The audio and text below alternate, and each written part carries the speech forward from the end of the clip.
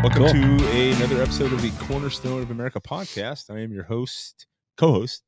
I gotta keep saying that, man. Alex Jowdy. I am joined by David Body. David Body. Welcome, man. So you're a vet now. This is like number 3, right? Yeah. Oh yeah. I've got it all figured out. I'm the one who's gonna get my shit together. You're like 2:30. Cool. Like hour later, we're recording. Oh no, half hour. Not bad. Not bad. So how was, like, I wanted to check in. How's you went on a brief training deployment, right? Mm-hmm. Yeah. So how'd that go? Good. Yeah. Went down to Fort Harrison for some medical training. Yep. And of course it's combat related. So I usually go into these things thinking like, this is going to be super awesome to use in regular life. Well, I mean, if somebody gets shot or blown up, I'm good. That's I've good. got them covered. But a lot of the little stuff we're not really covering, but it's good. Honestly, every time I do medical training with the military, I walk away thinking, okay, I need a better setup in my rigs, in my EDC bag, things like that. I'm like, man, I really should have this or that. So, and honestly, That's a good reminder. mm-hmm. Yeah. I'm always like, do we have Band-Aids? Yeah. I mean, basic shit, right? Well, the simple thing of tourniquets, like, in the past, everybody was really worried about tourniquets. Oh, you're going to lose limbs. And then, of course, we learned, like, no, that's the first thing you're going to do. And the reality is most severe injuries are going to involve, major hemorrhaging. Hey, best thing you can do is throw a tourniquet on there high and tight. Right. And then, later on, you can figure out what else to do. And so a lot of tourniquets, I think that's one of the big things. Mm-hmm. And then, if you've never had an NPA shoved in your nose, oh, you haven't lived. How did that go? Oh, it sucks. I hate it every time. Nosebleed, all that good stuff. Dude.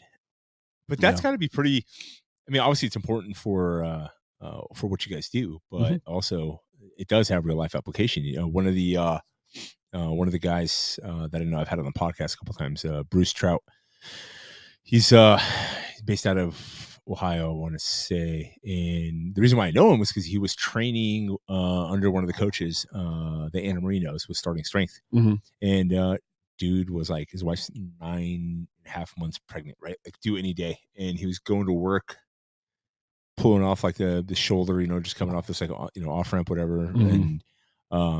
And a truck in front of him flipped over. Oh, right? geez. Yeah. So he pulls over, gets out, goes to help the guy. Mm-hmm. And as he's going over, he gets clipped by a car behind him, right? Oh. And he gets thrown through the back of the windshield, right?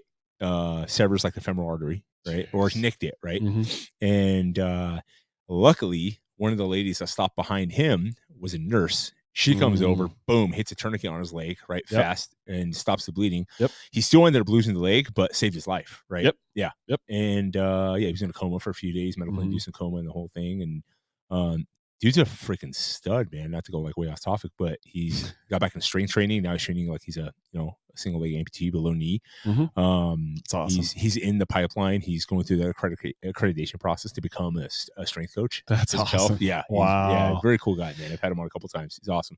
But that makes a good point. Like a simple tourniquet. Yeah. That's $15 to $20 depending on where you're buying it. And you could literally just stash them all over the place. And that's the difference between losing a limb or dying within minutes. And that's one of the things that's crazy about this class is you watch little videos of people, for whatever reason, they get hurt, shot, stabbed, something. And you literally can watch. And when you're watching the timer to see how quickly these people are out and then basically dead. And it's just mind boggling. Obviously, like throat, you can't put a tourniquet on a neck, but as far as extremities, I mean, that's it. Carry one. So I have a lot of them, but I'm going to get more. Yeah. Yeah. I need to get a couple at least and do some training on some of that as well. It's especially with kids, you know what I mean? You have kids and, you always like fear for the worst. But if you go down, I got a buddy who's in insurance and they're like rabid with statistics. And as far as they know everything as far as like car accidents, you have a risk of dying from this and that, whatever, because insurance companies and whatnot.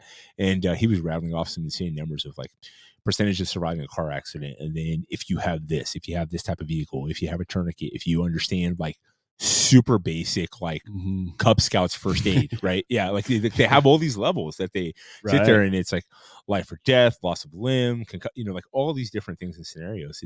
It's really interesting when you talk to somebody who actually does this for a living in breaking down the statistical like scenarios.